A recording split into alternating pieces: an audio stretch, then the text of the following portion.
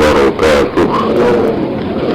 Bismillahirrahmanirrahim. Alhamdulillahirabbil alamin. Assalatu wassalamu ala asyrafil mursalin sayyidina Muhammad wa ala alihi washabbihi ajma'in. Amma ba'd. Saudara-saudara, putra dan putri yang mengikuti pengajian malam Jumat yang saya hormati,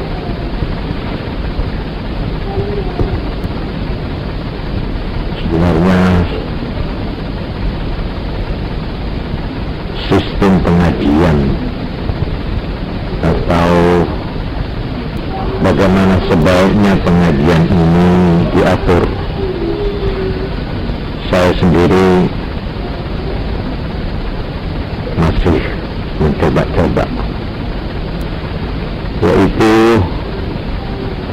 pertama saya dasarkan pada pertanyaan-pertanyaan yang timbul baik yang dari hadirin di sini maupun dari yang lain, yang kira-kira dengan itu saya bisa mengukur keterangan apa yang diperlukan. Ini pertama. Yang kedua,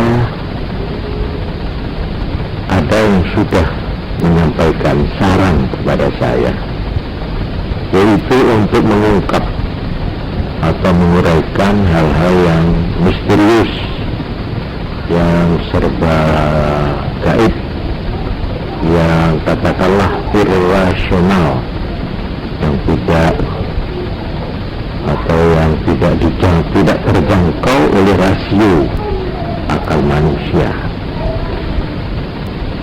terutama kehidupan nanti sesudah mati.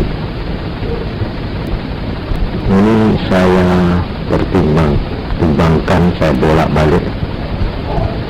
Saya masih belum mendapat pengokohan, ya, pendirian atau sikap. Sementara itu saya sudah terlanjur memulai dua kali kalau saya tidak salah, yaitu uraian tentang kehidupan sesudah mati, atau dengan kata lain perjalanan manusia atau perjalanan hidup manusia selanjutnya sesudah kita hidup di bumi ini, ya entah berapa puluh tahun menurut ajal kepastian kita masing-masing. Tetapi kita ingin tahu sesudah itu apakah masih ada kelanjutan hidup. Nah, kalau ada, bagaimana kelanjutan hidup itu? Saya kebetulan memang orang yang paling getol, paling senang atau paling gigih membicarakan soal ini justru adalah Imam Al-Ghazali, seorang bekas rektor Universitas An-Nizamiyah, satu-satunya universitas di timur waktu itu, yaitu di Baghdad, yang kemudian sesudah beliau itu mencapai puncak keilmuan, baik ilmu agama,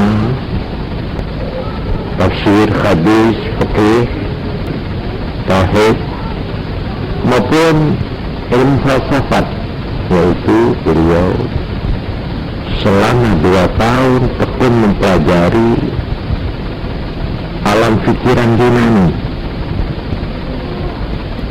Di samping itu beliau hidup di zaman di mana aliran-aliran ilmu dan aliran-aliran kerohanian, kebatinan itu pesat-pesatnya, sehingga beliau bingung atau kebingungan atau dibayangi keraguan.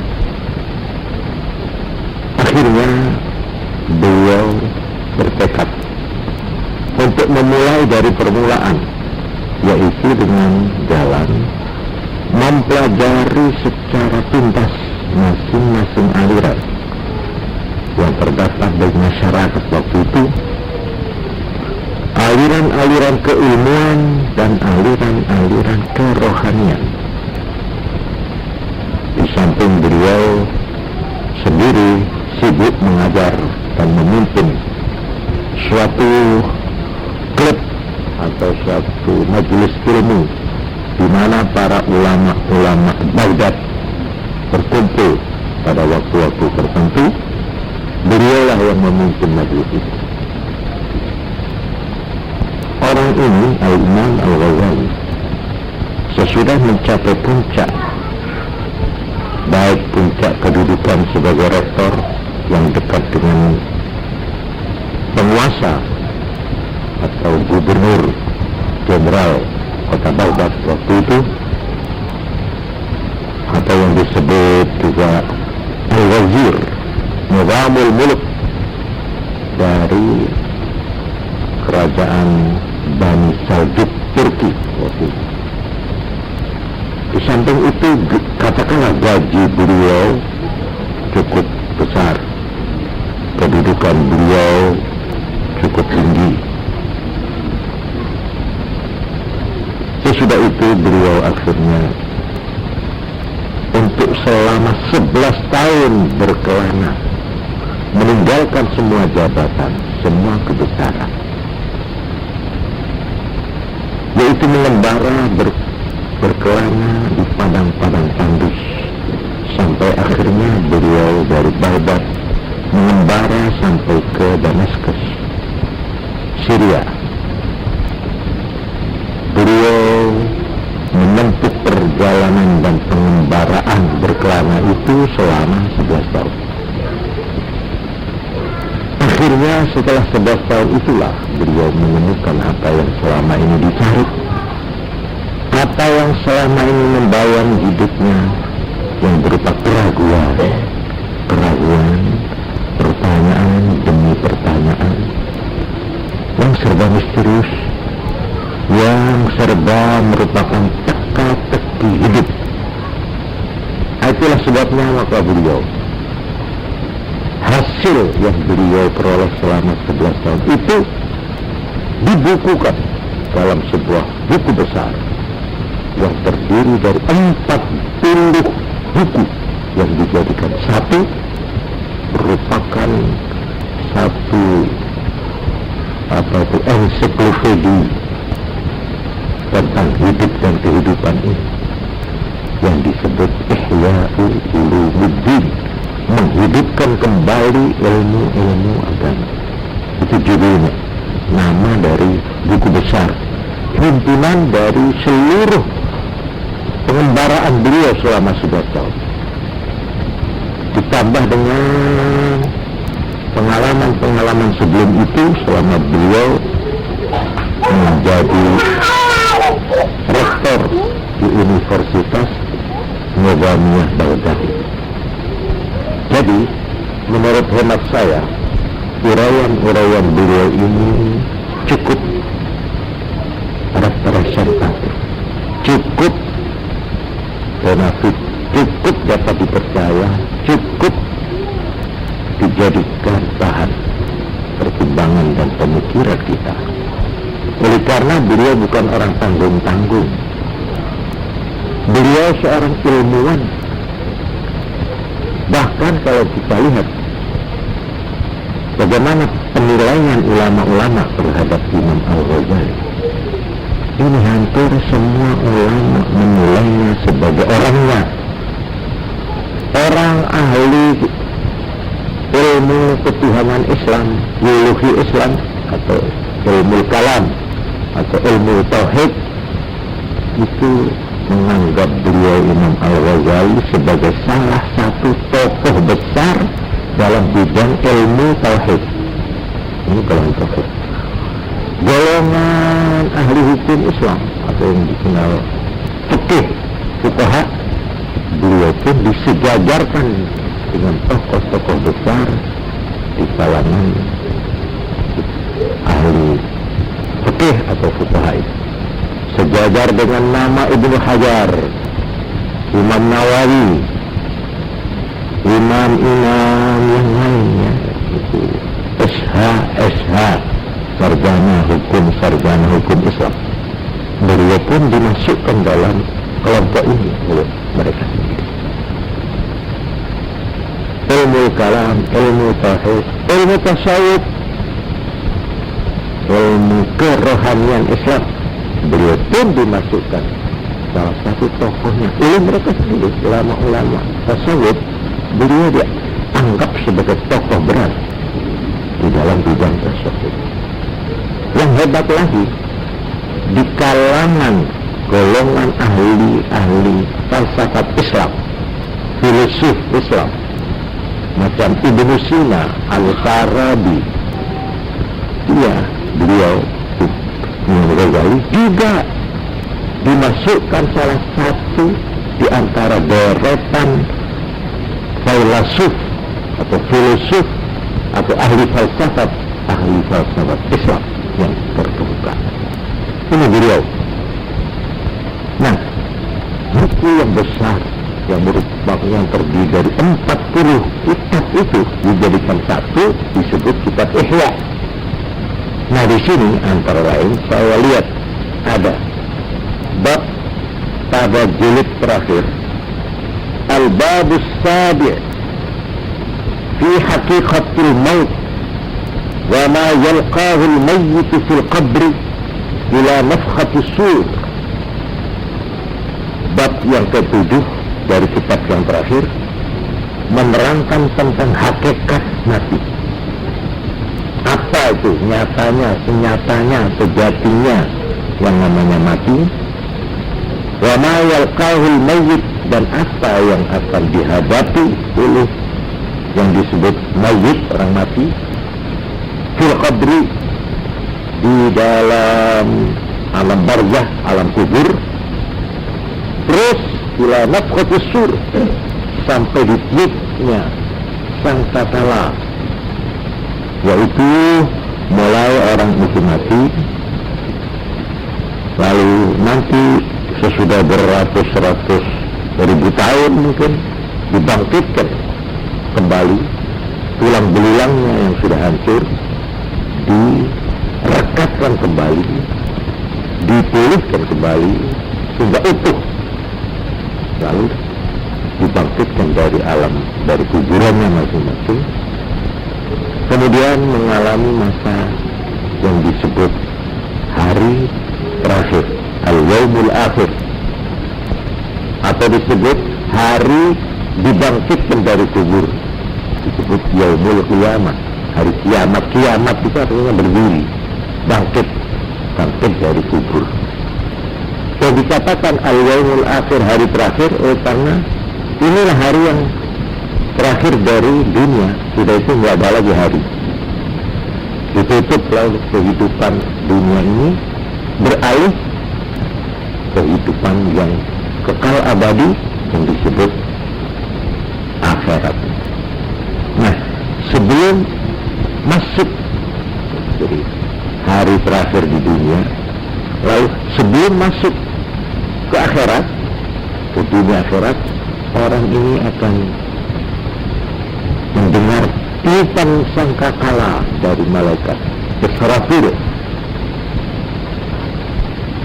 Waktu itu ditiup, maka untuk kedua kalinya seluruh makhluk mengalami kematian. Jadi mati itu akan dialami dua kali. Mati sekarang, pindah ke alam kubur, alam barzah, kemudian dibangkitkan dari alam kubur, kita hidup di dalam hari yang namanya hari terakhir atau hari kiamat. Sudah itu mati lagi. Nah, sangkakala ini bahasa yang kita pakai untuk menerjemahkan kata-kata asur, ila nafkhatis sur, sampai ke masa ditiupnya sangkakala, di mana di sana berakhirlah kehidupan kita yang disebut kehidupan yang fana. Itu berakhir sampai ditiupnya sangkakala. Jadi saudara-saudara, kalau melihat ini, kehidupan kita ini panjang sekali. kita manusia ini sebagai makhluk Tuhan yang termulia, yang dianugerahi kenikmatan yang berlimpah-limpah, kita harus bersyukur. Kita ini diberi umur yang terlalu panjang. Kita akan hidup terus, mulai sejak sekarang sampai ila nafkhatis sur, sampai di tiupnya sangkakala. Coba bayangkan. Oleh karena itu, orang yang menghitung hidup itu hanya sampai di bumi ini saja, itu terlalu pendek. Itu tidak sampai 1% dari kehidupan yang masih panjang yang akan ditempuh oleh kita. Oleh karena itu agama memperingatkan, jangan kamu terpaku pada kehidupanmu yang hanya semenit di sini. Kamu masih harus melalui lorong embung yang panjang yang tidak kamu lihat ujungnya, yang terdiri dari bukan hanya 1 menit, tidak berjam-jam, tapi bertahun-tahun, berpuluh, berabad-abad yang masih akan datang. Kamu mestinya jangan hanya memikirkan hari itu pensiun. Itu hari tua itu artinya hanya 1 menit hidup di sini. Tapi yang mesti kamu pikirkan hari depanmu yang jauh, ila nafkhatis sur, sampai di tiupnya sangkakala. Di sana berakhir kehidupan duniawi ini. Sesudah itu barulah kita masuk ke alam baru. Yang alam yang baru nanti itu merupakan alam yang bukan alam fana, tapi alam pokok, alam abadi. Sana tidak akan mengalami kematian lagi.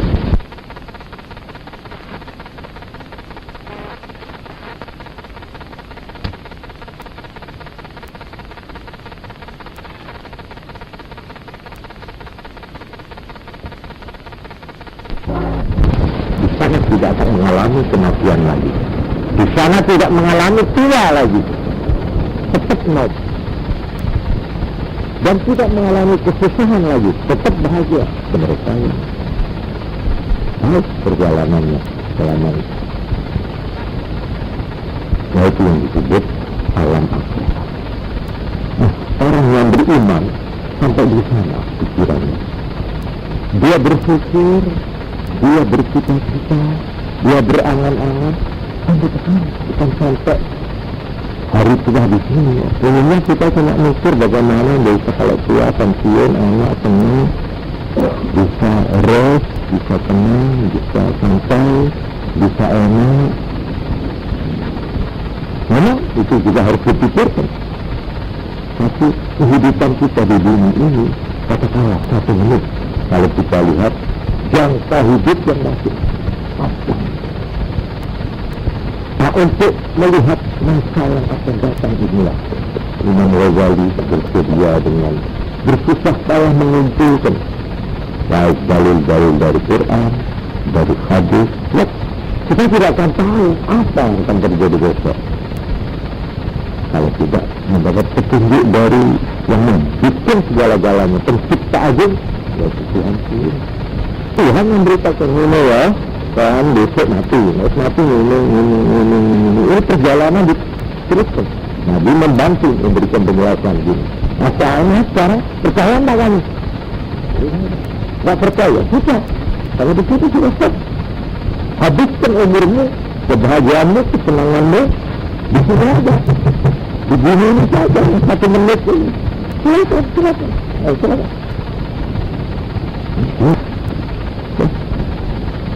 Bagian ini harus kesini saya beritahu, kamu ini manusia, makhluk yang oleh Tuhan sudah ditetapkan kamu adalah makhluk yang abadi, makhluk yang tidak akan sirna selama-lamanya, tidak sirna, kamu akan abadi dan akan mengalami hidup abadi nanti, yaitu dalam alam abadi yang disebut alam akhirat. Pertama percaya, bahagia dan optim. Sekarang bersiaplah untuk mencari bekal. Bagaimana saya bisa menyambung sampai ke sana itu, ila nafkhatis sur, sampai tiupan sangkakala itu. Kata Ghazali, maka berbekallah. Fa'inna khairal zadi taqwa. Karena ini indah untuk sampai ke sana, kami kuat menempuh perjalanan yang panjang ini. Takwa itu apa artinya? Tunduk pada apa yang diberikan oleh Tuhan, mengikuti petunjuk-petunjuk Tuhan, menjauhi larangannya. Ini jangan kami berjalan di sini, jangan di sini berbahaya. Ini kita menjauhkan perjalanan ini, tambah menyusahkan, tambah memberatkan. Kalau ingin beringat ini, dan patuh mengikuti petunjuk-petunjuk Tuhan, itu namanya takwa. Kalau kami takwa, sampai ke sana dengan yang lancar, dengan enak. Ibaratnya kami punya jet, mobil, sampai di sana tanpa susah. Tapi kalau tidak punya takwa, akan merasa seperti pernah pengalaman pahitnya di bumi ini. Ini perbandingan. Jadi saya sudah siap untuk membacakan, mengirikan saja pada ini pengajian mengenai perjalanan yang panjang tadi itu. Saya kira kalau bagaimana kita harus menempuh hidup yang selama 1 menit di sini, ini saya kira sudah cukup banyak diajarkan. Bagaimana orang harus amal soleh, harus ini, harus arkanul iman, itu semua untuk yang 1 menit ini. Tapi untuk yang sama itu ada lagi. Nah, inilah yang akan diuraikan oleh beliau.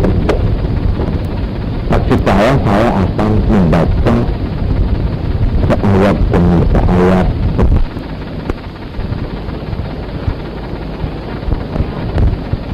untuk tidak mengemukakan komentar saya, opini saya, pendapat saya, konklusi saya. Pokok saya di sini ini tidak ingin saya ikut sertakan. Saya hanya menjadi orang saja, tidak menurutkan saja. Jadi tidak setuju, pertimbangkan nanti. Ini uraian beliau Al-Imam Al-Ghazali yang saya katakan tadi, seorang bekas rektor Universitas An-Nurani yang tadi itu sudah saya terangkan sedikit siapa beliau itu. Jadi satu, kalau ada yang mengatakan ya kita itu boleh saya mau mengikuti uraian itu, ayat demi ayat, selembar demi selembar, maka ini yang akan saya pakai. Tetapi di samping itu saya sudah terlanjur untuk membuka pintu dan kebenaran bagi pengajar untuk mengemukakan pertanyaan-pertanyaan. Mungkin pertanyaan itu ada yang menyangkut kehidupan nanti yang akan diuraikan oleh Imam Al-Ghazali. Ini nanti saya gabungkan saja. Tapi kadang-kadang ada pertanyaan yang justru masih berlaku di sini, di bumi ini, kehidupan kita di sini yang 1 menit ini. Namanya seperti ini, misalkan, apa sebab setiap orang mati diselamatkan? Ya ini soal selamatan ini yang ditanya. Ada hari tertentu, misalnya pada tanggal pada 3 harinya, 7 harinya, 40 harinya, 100 harinya, dan seterusnya. Pertanyaannya itu apakah hanya adat saja ataukah ada hadis? Mohon penerangan. Yang kedua juga mengenai soal tahlil, selalu diperdebatkan, mohon penjelasan.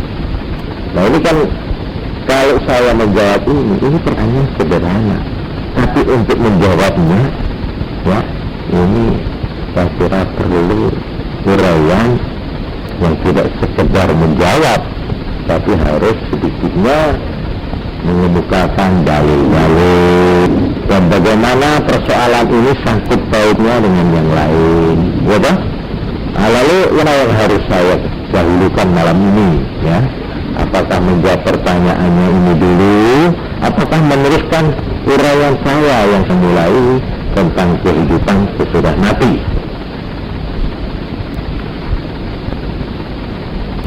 Silakan.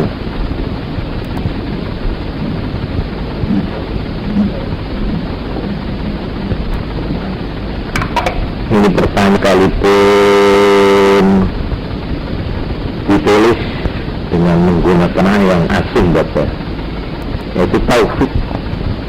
Saya kira gak ada yang nama taufik di sini. Ada. Nah, ya, tapi nggak pantas kalau dia yang tanya.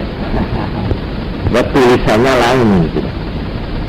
Tulisannya kayak seperti tulisan wanita, tapi lalu di bawah taufik tulisannya kok kaku. Gitu. Jadi ini rupanya milik petok. Nggak apa-apa lah, ini rupanya malu-malu kucing yang banyak. Nah, saya berjanji kalau ada pertanyaan, tidak ada penanyanya, saya tidak bersedia menjawab, gitu. Nah, sekarang mengaku aja, ada penanyanya enggak ini, selain taufik? Ada? Wah, rupanya dari wanita itu. Milik petok sungguh kalau gitu. Baiklah, kalau begitu saya untuk malam ini saya mau menerangkan pertanyaan ini, ya kan? Sudah saya tunda di pengajian yang sudah berjalan. Tapi ini apakah disetujui saya membaca Pak ini uraian yang Ghazali, ya? Tapi ya maaf ini kalau nanti saya sudah sampai bercerita meneruskan kelanjutan hidup sesudah mati ini tentu ada cerita-cerita yang saya pernah malam Jumat yang lalu ada komentar itu kok seperti cerita apa namanya yang serem-serem itu, hah? Horor saja, horor. Ya memang betul itu memang yang serem mengerikan ada, tapi yang menyenangkan, yang menggembirakan juga ada, ya. Kita dengarkan saja apa adanya gitu saja. Komentarnya terserah kita penonton. Gitu. Kita ini penonton film gitu loh. Komentar terserah. Nah, ini adegan-adegan apa yang akan dihadapi oleh tiap manusia ini. Kita senang atau tidak, kita enggan atau mau, ya, mesti kita ada. Itu mati dan kelanjutan darinya. Apa ada yang kira-kira tidak mati kira-kira? Kalau tidak mati, saya semua ini merasa tidak akan mati. Karena itu saya senang hidup, ya kan? Tapi saya kira tidak bisa dihindari, mesti mati. Termasuk ya dokternya sendiri mati. Baik, yang saya mencoba membicarakan pertanyaan ini secara menyeluruh supaya persoalannya menjadi terang, ya. Pertama, tentang orang mati dan bagaimana orang yang tinggal, yang hidup, baik yang kepaten atau orang lain yang melihat ada orang mati. Menurut yaitu Ali bin Mas'ud, saya mau baca data-datanya saja, ya. Radhiyallahu anhu qala Rasulullah sallallahu alaihi wasallam, man azza musaban falahu misli ajri. Siapa yang menghibur seorang yang kena musibah, kena malapetaka, maka baginya sama pahalanya. Artinya menurut agama, orang yang ditimpa kesusahan atau bencana atau apa saja seperti kepaten, maka kalau dia tabah menerima, kalau sabar dalam arti menerima dengan mental yang kuat dan pasrah kepada Tuhan, ya, dan ridha, Tuhan telah memperlakukan dia itu dia ridha, rela, dengan mengharapkan dengan mudah-mudahan saya termasuk hambanya yang dikasihi oleh dia. Tegasnya mengharapkan mendapat ganti imbalannya yang disebut pahala. Begitu orang yang kena musibah atau bencana dalam bentuk apa saja akan mendapat pahala, bukan karena bencananya, tapi karena sabaran dan ketabahannya.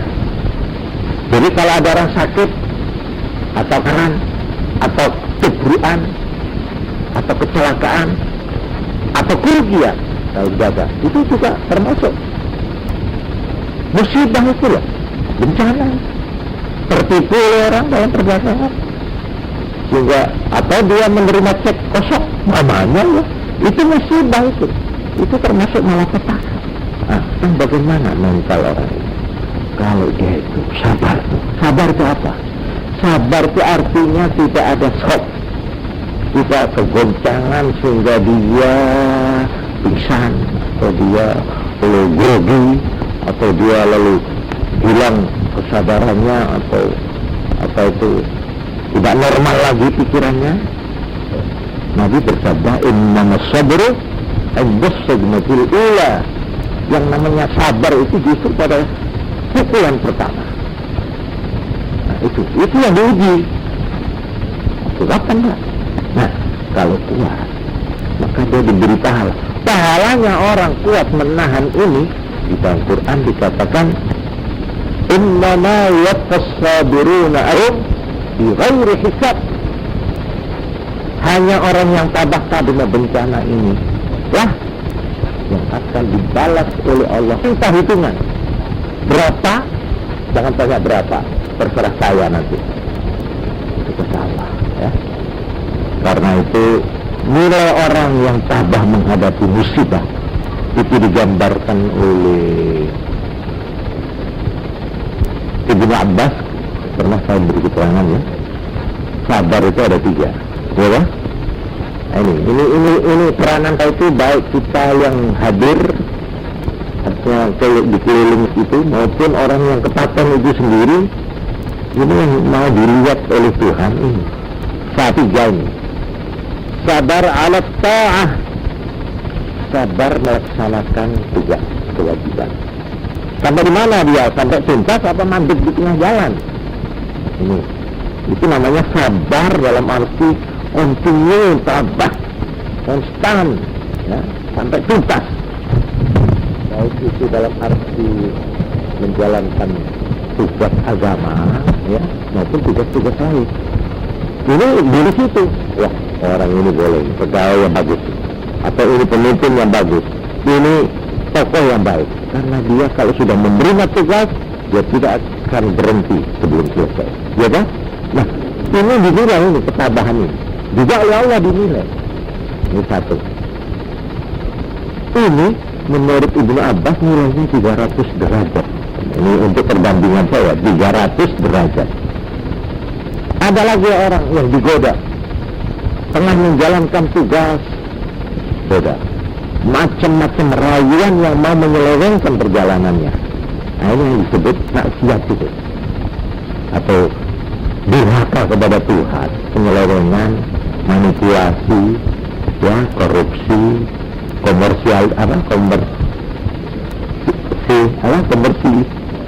komersialisasi dan segala sisi yang tidak baik itu, ya. Itu penyelewengan dalam bahasa agama disebut maksiat. Jadi maksiat itu durhaka menentang perintah Tuhan, taat pada Tuhan, itu maksiat. Ya, maksiat itu adalah bentuk besar, ada yang sedang, ada yang kecil, itu jatuh, ya. Tapi segala penyelewengan itu namanya maksiat. Ini justru yang akan memberikan taat tadi itu, menjalankan tugas dinilai 300 derajat. Lalu rayuan untuk nyeleweng, menyimpang dan sebagainya, kalau kita tabah, ya, untuk tetap bertahan, tidak mau dirayu, ya, umpamanya ini ketabahan ini dinilai 600 derajat. Jadi nilainya lebih tinggi dari tadi, iya bah? Kita menjalankan tugas terus, dirayu, tidak mentang, jalan terus. tahu-tahu ada ketiban. Ketiban apa? Ketiban umpamanya ada pohon tumbang lah, katakanlah ya, tumbang. Kan mau tidak mau, nggak bisa mengelak itu. Berat. Atau sebentar menjalankan tugas, dirayu-rayu tidak mau, wah, akhirnya selit umpamanya. Jadi karena hal-hal yang tidak terduga. Ini musibah. Ini namanya riba. Tapi sekalipun kita kena musibah, kita sampai mudah selit, membentur tepi jalan banyak. Bagaimana sikap mental kita? Masih tetap ingat tugas untuk meneruskan perjalanan, apa lalu nangis di situ? Terus bunuh diri di situ? Terus putus asa di situ? Ada musibah ini dimulai kalau kita berhasil tambah 900 derajat. Inilah nilai agama. Ini semua sabar. Yang pertama sabar menyelesaikan tugas, dinilai berapa? 300 derajat. Ini untuk sekedar perbandingan saja ya. Kita dirayu-rayu, digoda untuk tidak meneruskan perjalanan ini.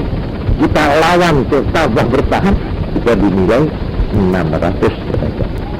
Kalau kita mendapat kecelakaan tiba-tiba yang mendadak ya, entah kita apalah, ya, tabrakan apa, ya itu seperti kepaten ya, tahu kita bersama istri kita mati jajak di mobil itu loh. Ya kok mati kan jajak, ya opo gitu loh. Saya opo ini tugasmu itu mau kau teruskan kan enggak? Ya, loh kalau tidak kamu itu dapat nilai berapa? 900. Inilah gagahnya orang yang tetap sekali tugas tetap tugas kita harus selesaikan. Orang yang bersembahyang begini, ini nilainya di mata agama. Inilah orang yang innama waffas-sabiruna ajrahum bighairi hisab. Orang ini akan mendapat imbalan dari Allah tanpa hitungan. Nah, sekarang kita kembali apa orang kepaten. Nah, di sini kita yang melihat peristiwa ini, kecelakaan, bisa merasakan betapa terpukulnya orang ini. Kalau dia kemanten baru, betapa. Kalau dia sudah beranak, justru karena banyak anaknya itu, betapa susahnya. Dia bah memikirkan anaknya tak kurat ya. Ini apa ditinggal bapak itu ya. Mama bapak itu iya kan. Yang masih Joko juga begitu. Aduh kasihan ya kan. Dia tidak pernah mengetahui yang namanya hidup. Wah iya kan. Belum pernah apa-apa, dia sudah kesusu namanya. Ini semua kesedihan-kesedihan. Kita yang melihat, dikatakanlah, siapa yang menghibur orang yang kena bencana, maka kalau berhasil orang itu dan tabah terus terus tantangannya, umpamanya ya, dihibur, diperkuat hatinya sampai berhasil, maka orang yang menghibur ini mendapat pahala sama dengan pahalanya orang yang kena musibah itu sendiri. Ini jelas ya. Menghibur ini namanya ta'ziyah. Ta'ziyah itu cara ini ngelayat, ya ngelayat atau ngelawat ya, ta'ziyah. Atau dalam bahasa modern bela sungkawa. Jadi bela sungkawa itu jangan nambahi sedih, nambahi aduh kok nambahi kalau jangan ditinggal bujuku ya sedih. Oh itu ta'ziyah ini sebenarnya. Ini justru yang dilarang. Ini yang namanya niyahah. Niyahah itu meratapi nasib, meratapi kesedihan. Ini haram. Apalagi lalu yang namanya an-najdi, ngitung-ngitung kebaikan yang mati dengan tujuan enak, gak lilau. Tuh, mas kula niku tuh paling hati sak dunia. Tuh, itu masalah paling niku pasane ditinggal tuh kok melas kok welas menut pangeran itu lho kok. Bapak itu sing didisikne kok ora aku ae. Loh, mungkin itu bisa begitu. Ini mayat itu tersendat-sendat ya. karena ditangisi ya apa? Arab menghadap Tuhan ditarik-tarik buntu itu. Kan dia kan mau maju, tarik lagi. Sampai ada orang mau mati. Ya, ini saya melihat sendiri. Waktu keluarganya itu menangisi dalam arti tidak lilo. Ya, jangan. Betul, disuruh oleh Tuhan. Tapi tersiksa ini. Nyawanya sesentuh, saya di sini. Balik. Begitu lagi. Saya nangis. Sama Rai itu istrinya itu. Tega kamu melihat begini nih ya. Disiksa suamimu ini sekarang. Karena engkau merasa. Karena kau tidak rela, tidak ridha melepaskan. Ayo teruskan, biar dia dipermainkan oleh malaikat maut. Ya baru setelah sentak gitu.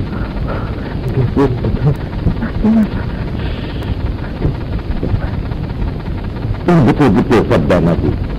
Bahwa orang mati itu akan disiksa karena diratapi oleh keluarganya, oleh Nabi. Diratapi dalam arti apa? Gak rela dicabut, ya. Diambil oleh Tuhan, gak mau, gak boleh. Itu yang haram. Nah untuk ini dipakailah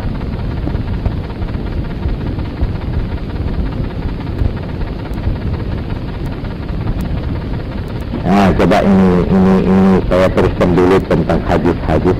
Bagaimana pahalanya kalau orang takziah meneguhkan hatinya orang yang kena musibah itu, ya. Man azza sakla kusya burga atau barga. Hadis dari Abi Barzah. Siapa yang menghibur janda, orang yang kehilangan suami atau anak, dia akan diberi pakaian kebesaran oleh Tuhan. Dalam hadis yang lain, ma min mu'minin yu'azzi akhahu bimusibatin.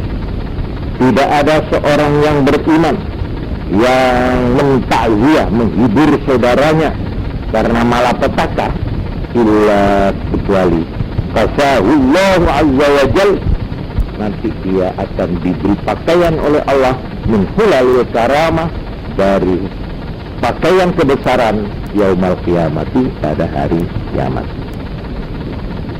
Jadi takziah ini termasuk perintah agama.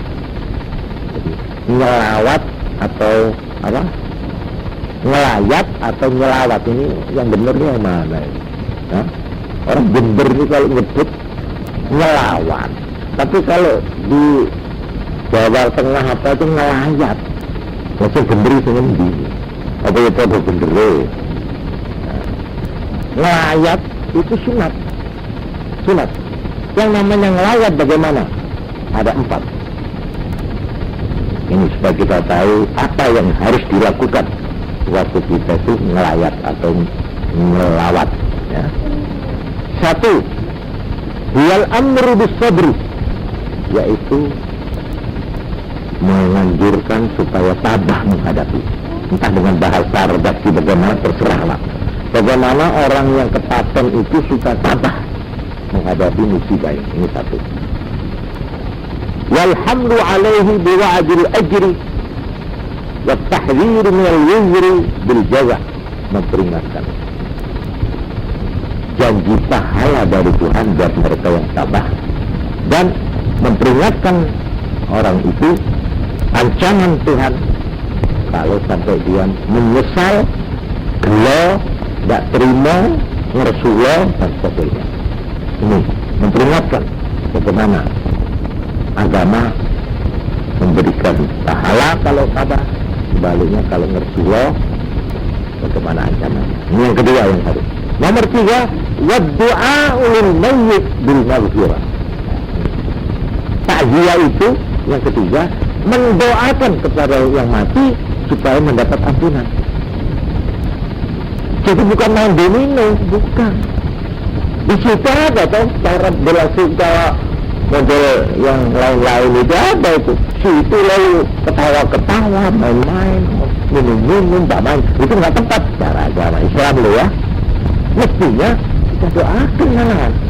kita harus membaca doa kepada mayyit ini supaya mendapat ampunan. Hadisnya ada ini, yaitu yang pernah saya baca, idza hadartumul mayyita ya lah au maridan kal fakta ya apa wa qulu khairan fa innal malaikata yu'minuna ala ma taquluna ya.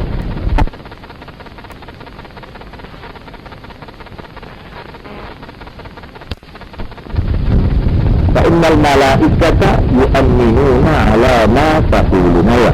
An Ummi Salamah. Jadi nak yang layak itu betul rame-rame. Napa itu kena aja dah karuan. Tambah bingung ki sekepatan iki. Endi sing mikir bojone mati, endi mikir ana tamu seguneman terus takon sing ndak. Jangan dibangkitkan. Ini kenapa saling ini itu setan ini penyakitnya kenapa? Wah, tak dilingnya penyakit barang. Ini karena matianmu. Ya kok betul malah kita itu bisa. Wah, itu gimana nyeksa tamu ini? Itu bukan layak itu. Ya, bukan takziah itu. Yang dianjurkan agama bukan. Ya. Yang dinamakan malah satu supaya orang ini tabah titik. Sudah tabah dan diterangkan orang yang tabah itu Allah Ta'ala dan sebagainya. Kalau Rasulullah tidak ada gunanya kan sudah mati, ya kan? Nah, dan lagi kalau Rasulullah disiksa, kamu disiksa juga mayyitnya dipersukar nanti. Nah, ini dua. Nomor tiga, mendoa seperti hadis ini. Beliau Ummi Salamah, saya ulangi lagi, Ummi Salamah itu istri Nabi. Cerita begini, Nabi pernah bersabda, "Idza hadartumul marid," kalau kamu hadir menghadiri orang yang sakit parah, awil mayyita atau orang mati, faqulu khairan, maka ucapkanlah kata-kata yang baik. Kata-kata yang baik ini entah dalam arti ucapan atau dalam arti doa. Fa innal malaikata, karena malaikat-malaikat yang hadir, yu'minuna ala ma taqulun, mereka mengamini apa yang kamu ucapkan. Nah, ini sahih riwayat Muslim. Jadi kita yang ketiga yang namanya ta'ziyah, yaitu apa tadi? Mendoakan mayyit ini supaya mendapat ampunan. Nah. Yang keempat,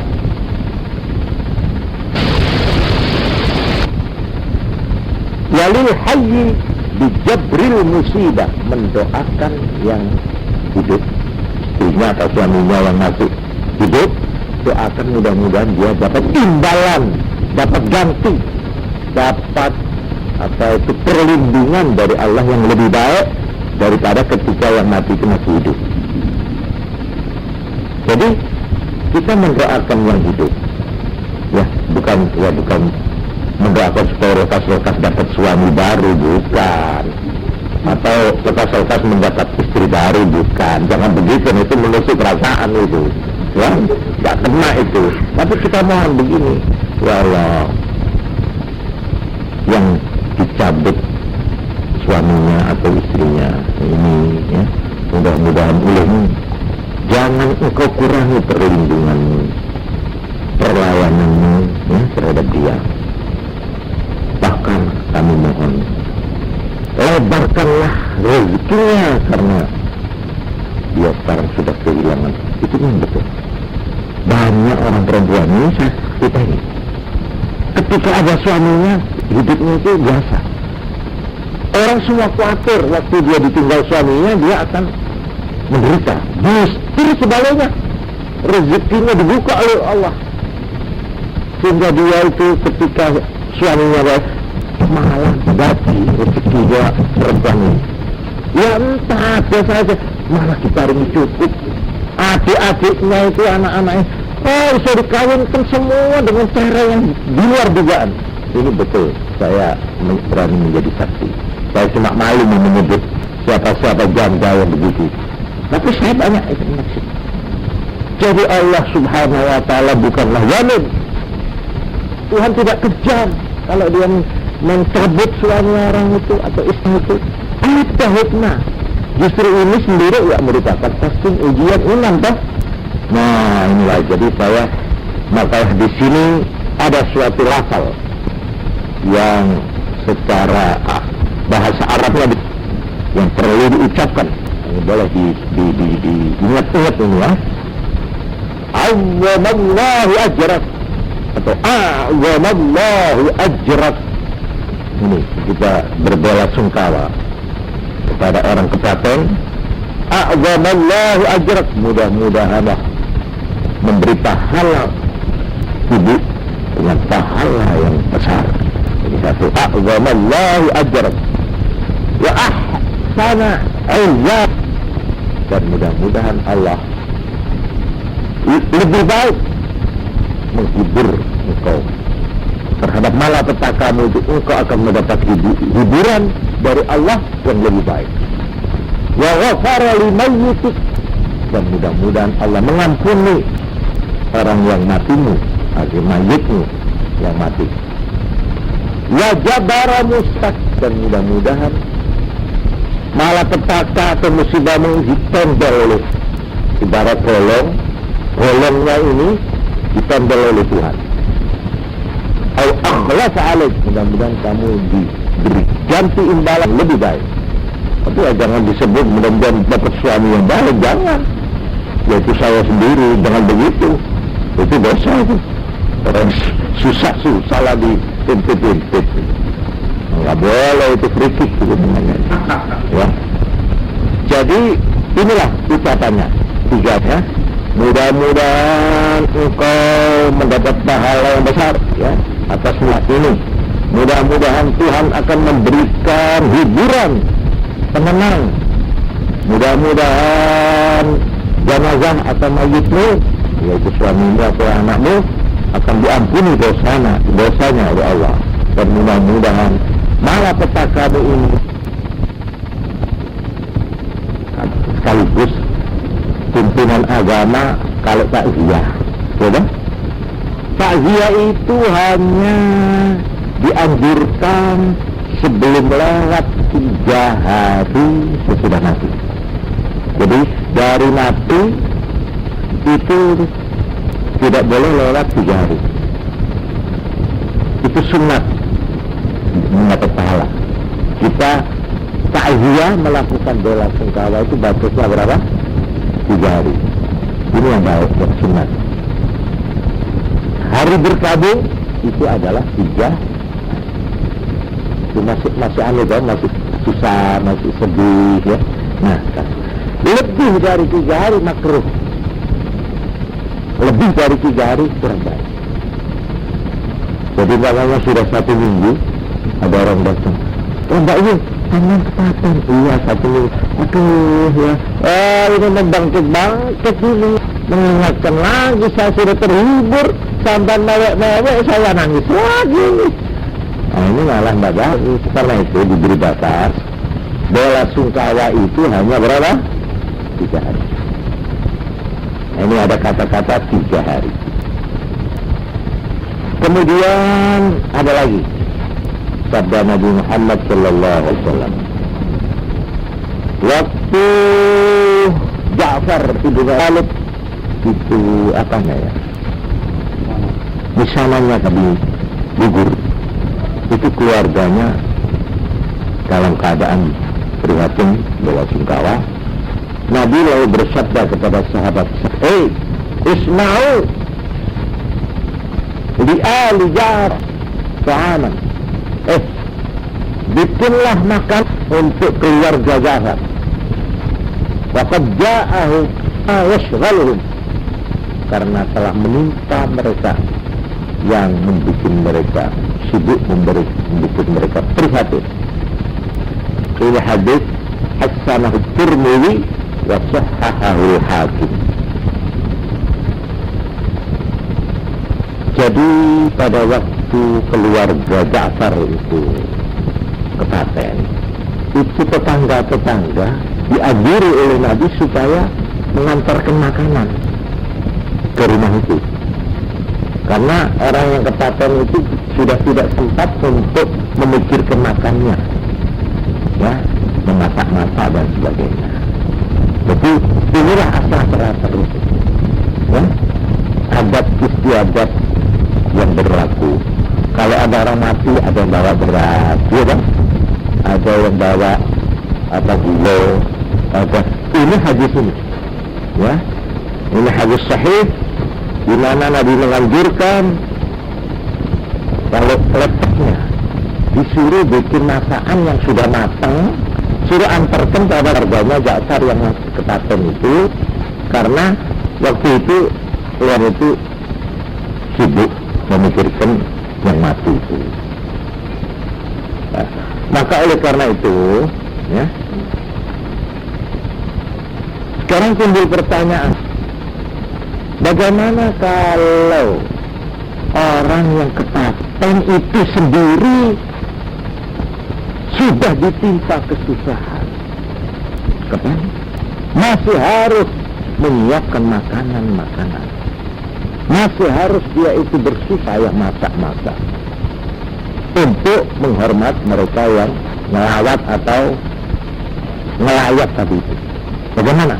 Nah, di sini ulama-ulama membicarakan dan menemukan sebuah hadis, yang hadis inilah asal mulanya timbul pendapat di kalangan orang Islam, sebagian umat Islam, bahwa kumpul-kumpul di rumahnya orang ketahuan itu, ada mengatakan makruh, ada mengatakan haram, yaitu hadis ini. Rawal Imam Ahmad wa Ibn Majah bi hadis sahih an Jarir ibn Abdullah al-Bajali qala kunna na'ud al-ijtima'a ahli al-bait wa san'ahum at-ta'am minan niyahah.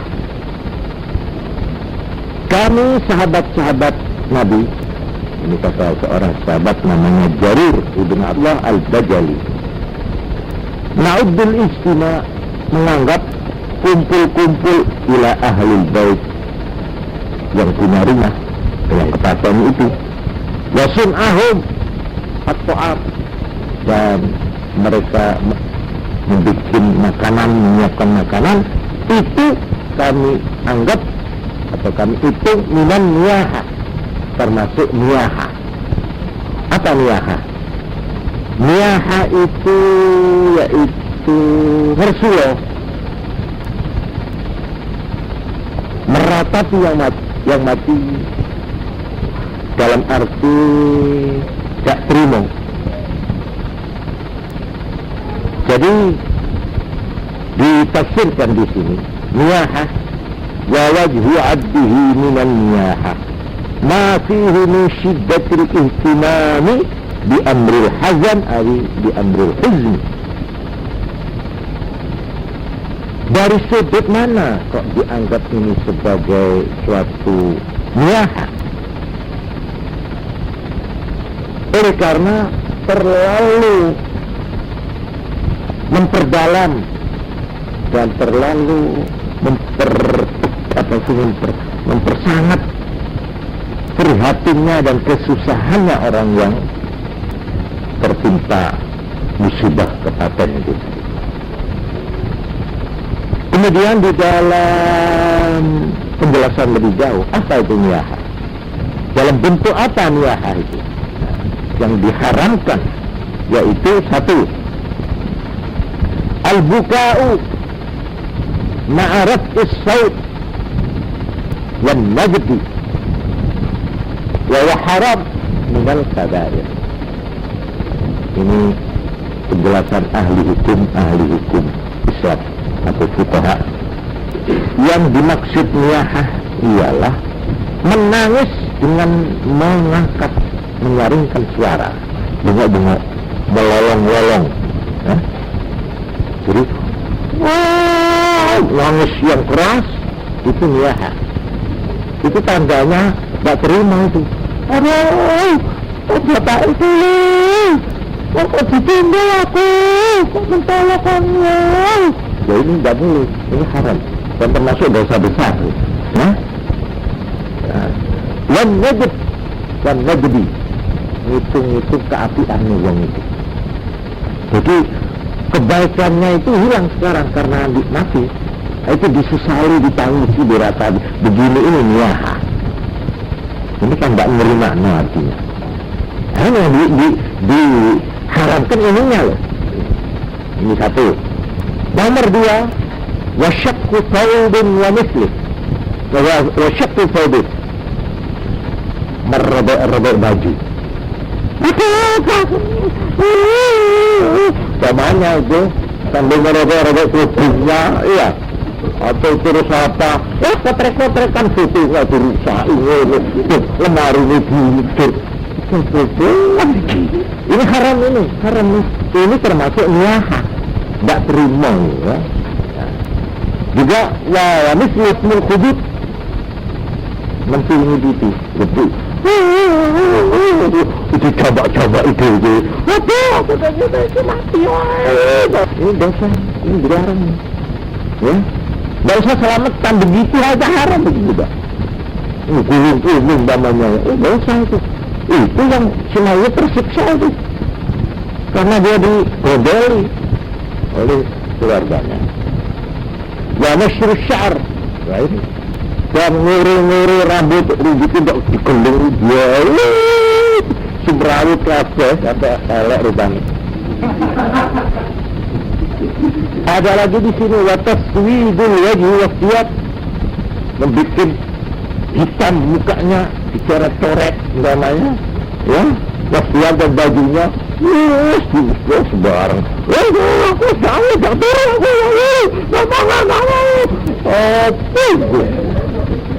ini tidak boleh begini. Ini yang niyaha, ini yang dilarang. Jelas ya, haram itu.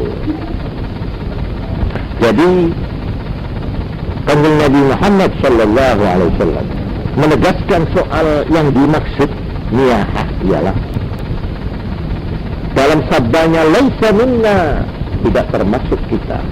Madarabal khudud, siapa yang menempilingi, memukul pipi, wasyaqqal juyub, dan merobek-robek saknya itu dirobek-robek, wada'a, dan bengok-bengok bidakwal jahiliyah, dengan seruan-seruan yang tidak berbau agama.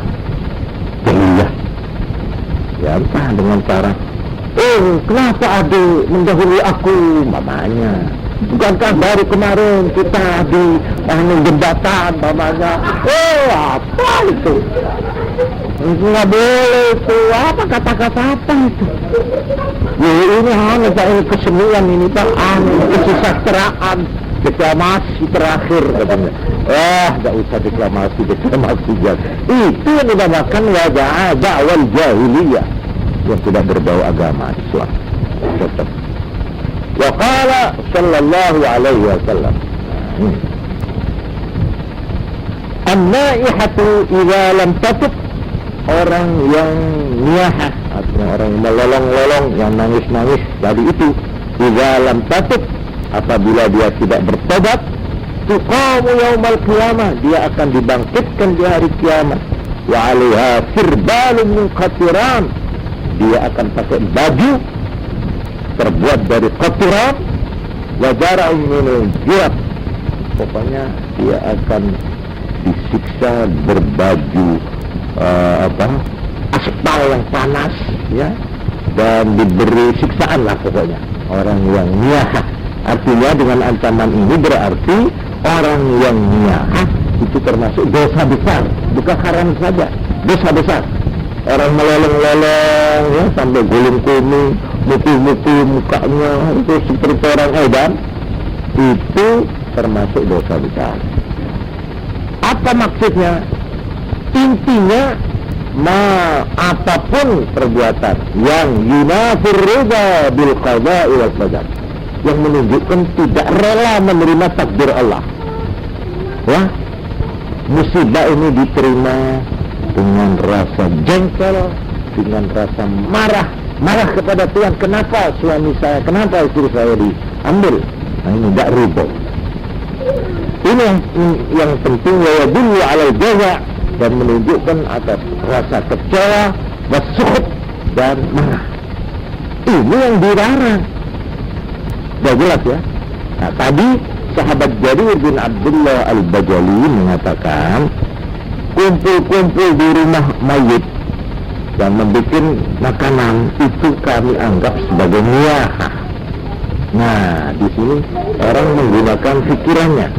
Apakah betul tahlil yang diadakan di sini itu termasuk meratapi dan tidak menerima? No. Nah, ini motivasinya yang harus dicari dulu. Apakah justru mereka itu dengan tahlil itu berdoa memohonkan ampunan?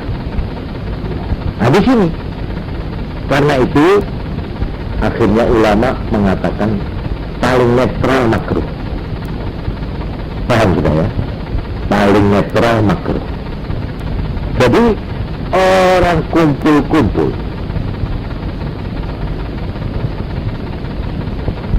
menurut aslinya, qala al-'allamah Ahmad ibn Hajar fi Tuhfatil Muhtaj li Syarh al-Minhaj wa yusannu li jirani ahlihi ayyul mayyit tahwi'atu ta'amin yushbi'uhum yawmahum wa laylatahum.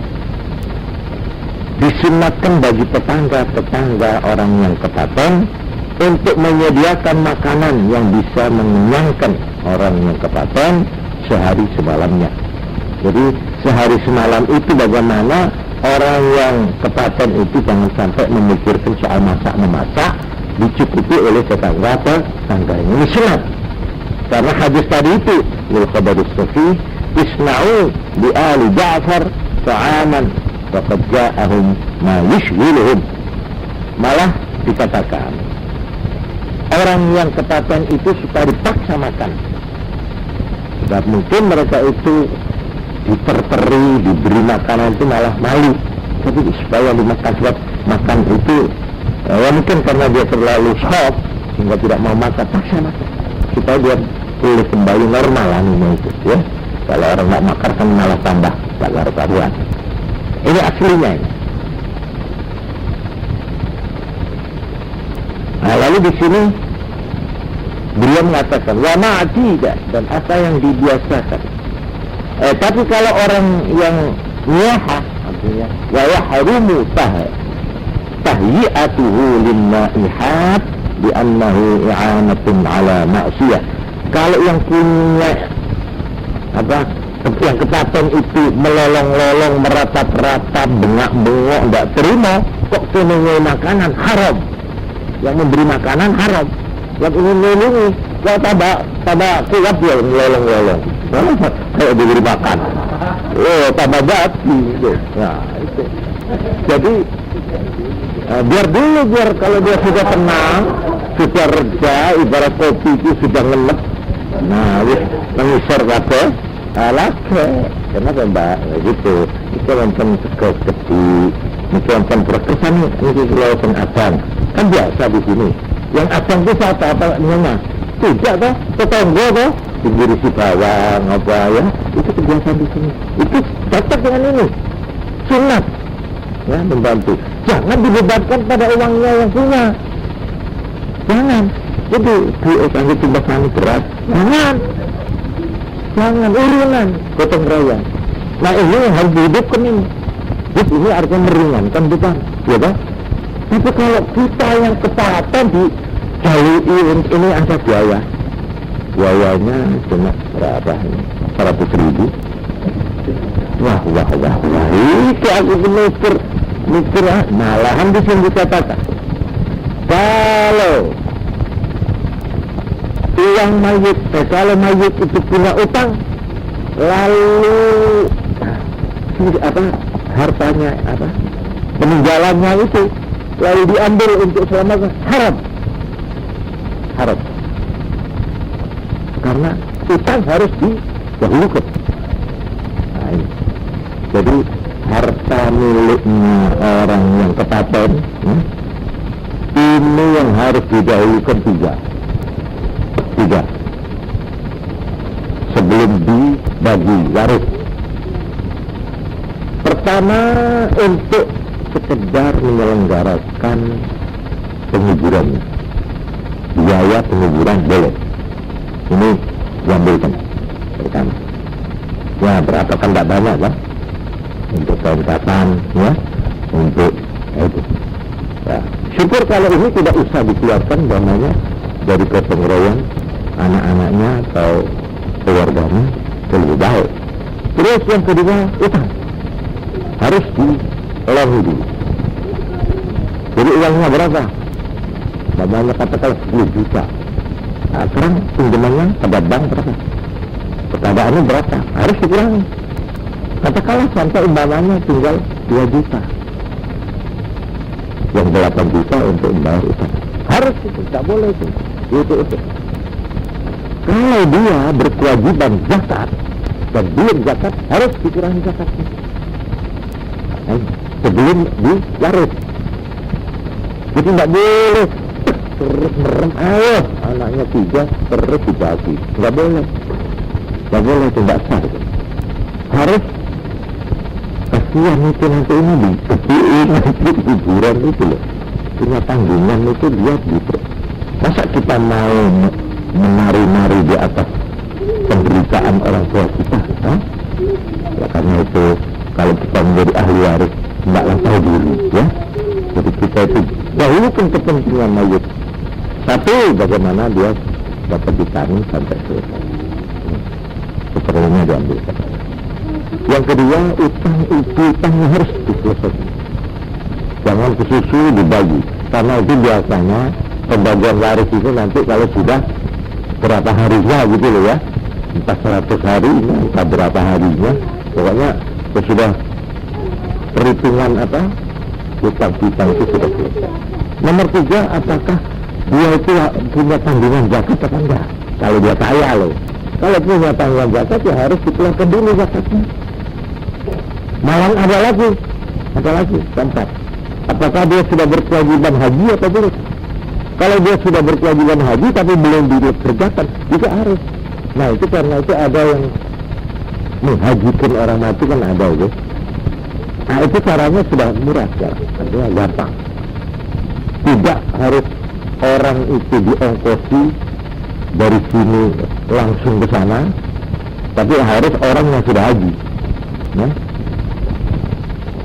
Tapi bisa orang yang di sana kita hubungi, orang penduduk sana, orang yang sudah mukim di Mekah, kita minta untuk melakukan haji atas nama mayit. Nah, ongkosnya lebih murah di sana. Itu yang namanya apa sekarang? Amanat haji. Ada. Ya. Itu karena menganggap yang mati itu punya tanggungan, mestinya wajib haji, tapi belum dikerjakan. Nah, ini nanti saya kemukakan dalil-dalilnya. Nah, sudah itu barulah ini waris. Sudah jelas ya? Kalau sudah waris berarti sudah menjadi berpindah milik, bukan mayit lagi, tapi yang punya adalah ya ini ahli waris. Si A dapat ini, B, C sudah dibagi, cek. Kemudian sekarang umpamanya atas persetujuan dan izin dari anak-anak ahli waris yang sudah dapat bagian masing-masing, iya, mereka lalu ingin bersedekah, mengadakan doa bersama. Nah, ini tahlil dulu, ya. Tapi sekarang saya tanya, apakah harta uang yang dipakai itu uangnya mayit? Bukan lagi, bos. Ini uangnya siapa ini? Ahli waris kita. Sekarang ahli waris bermaksud untuk bersedekah. Boleh apa enggak ini? Jangan dijawab dulu.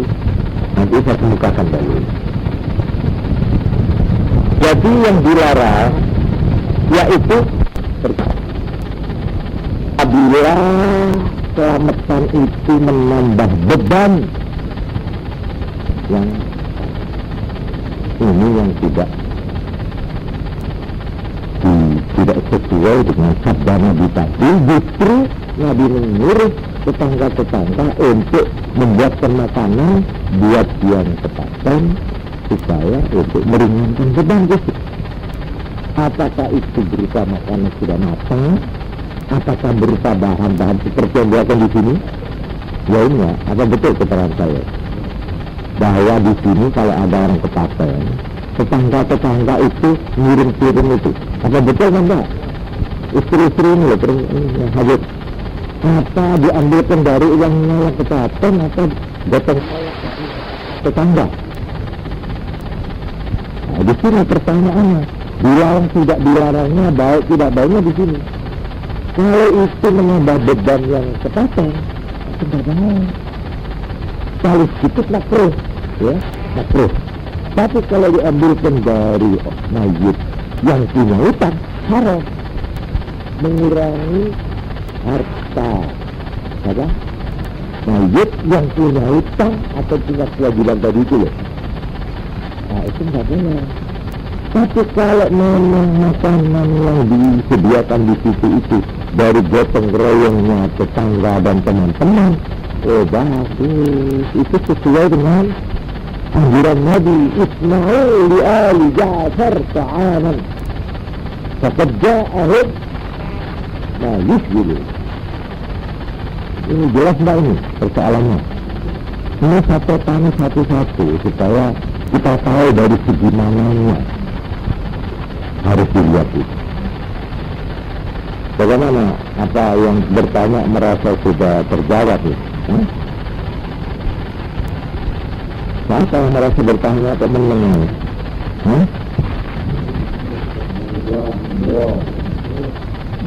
Ya apa?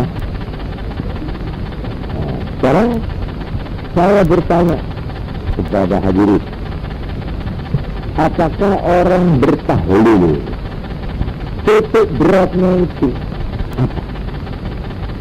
Nah ini kita harus terapkan dulu. Jangan kita melihat persoalan itu secara letterlek, secara lahiriah, secara kulit. Orang kumpul-kumpul, orang kumpul dan kumpul itu ada macam-macam. Kalau kumpulnya di situ meraung-raung, melolong-lolong, merotak-rotak, lalu diperintahkan ada acara, nangis. Ya apa nih? Misalnya jangan dikira bohong ini. Ada orang luar ini kalau saat-saatnya ada nekur nangis ada. Malah pakaiannya diatur begitu rupa, anak-anak buahnya itu ponakannya apa dengan pakaian begini, ya diikat kepalanya terus ini. Itu nangis dikit-dikit gitu. Itu nggak boleh itu, nggak boleh. Tapi sekarang saya tanya, orang tahlilan itu berdosa ada acara nangis bersama? Ada? Nggak ada dong? Nggak ada. Yang ada apa? Baca yasin, ya la ilaha illallah, kan gitu. Nah, sekarang kita nanti selidiki satu-satu. Bagaimana hukumnya baca yasin? Bagaimana hukumnya baca la ilaha illallah? Terus doa, Allahumma amin, amin, amin. Sudah selesai, keluar hidangan. Nah, sekarang hidangan dari siapa ini? Entah 100-nya, apa 40-nya, apa berapa ribunya, tak tahu lah saya. Tapi ini dari siapa? Ini yang dulu. Ya, apakah dari anak-anaknya? Apakah dari istrinya? Ya, kenapa kok sambil niku sedekah? Saya ingin bersedekah untuk yang mati. Saya yang mengeluarkan sedekah, pahalanya biar dia dapat. Kalau begitu, lain lagi persoalan. Paham saudara? Ini harus diselidiki satu persatu dulu, jangan dikebiaya, ya.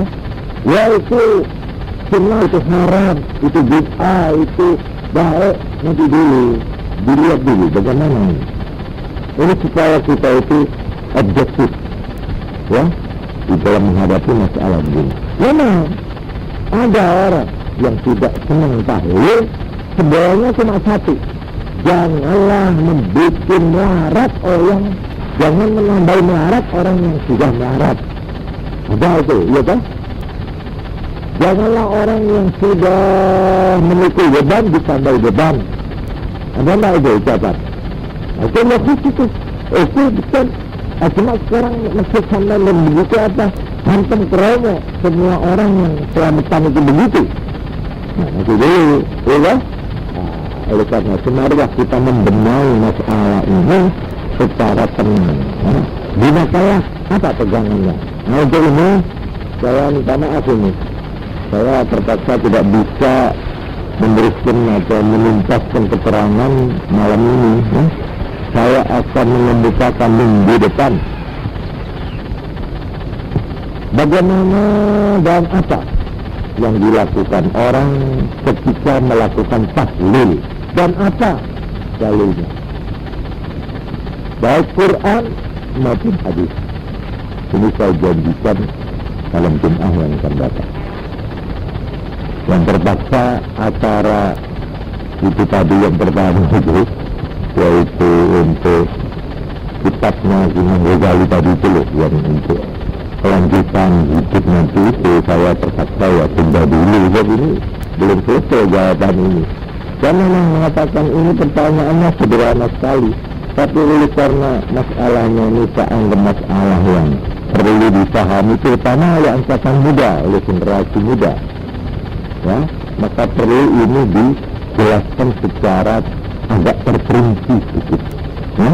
Supaya kita itu jangan termasuk di dalam firman Allah, wala taqfu ma laysa laka bihi ilm inna as-sam'a wal basara wal fu'ada kullu ulaika kana anhu mas'ula. Ini satu ayat yang berlaku, wala taqfu, jangan kamu mengikuti ma laysa laka bihi ilm, apa-apa yang kamu tidak punya pengetahuan tentang itu. Kamu tidak ngerti ikut-ikut, tidak boleh. Jangan kamu mengikuti sesuatu yang kamu belum mengerti. Inna sama karena pendengaran, basara penglihatan, wal-fu'ad pikiran, hati, itu masing-masing akan ditanya, akan diminta pertanggungjawabannya. Jadi seorang Islam tidak boleh melakukan sesuatu, apalagi mengenai agama, yang orang itu belum tahu lika-likunya, belum tahu bagaimana itu hukumnya, bagaimana keterangannya. Nggak boleh, apalagi buat orang-orang yang mengerti. Kita ini bukan termasuk ya setengah awam lah kita ini ya. Kita bukan orang yang termasuk tingkat tinggi, tapi juga bukan tingkat terendah. Saya itu mengerjakan sesuatu tanpa mempunyai pengetahuan atau tanpa mempunyai pegangan, apalagi masalah agama. Insyaallah minggu depan saya akan menunjukkan apa alasannya yang mengadakan tahlil, apa yang namanya upacara tahlil, nafisi, apa itu bikin bilangan, ya yang ditanya itu 7 hari, ada lagi apa 40 hari, 100 hari, ada lagi haul, ya haul itu apa itu Pak? Mohon diterangkan, insyaallah mampu saya, ya akan saya coba menjawabnya minggu depan. Memang itu ya, kita akhiri saja, dan saya kalau ada keterangan yang terpeleset atau yang terlanjur kurang baik pada pendengaran atau keliru dan atau menyinggung, ya, saya mohon maaf, ya. Dan kalau keliru dan tahu kekeliruan saya, mohon diperbaiki. Pokoknya saya minta dikoreksi. Dan saya kurang lebihnya saya mohon maaf. Assalamualaikum warahmatullahi wabarakatuh.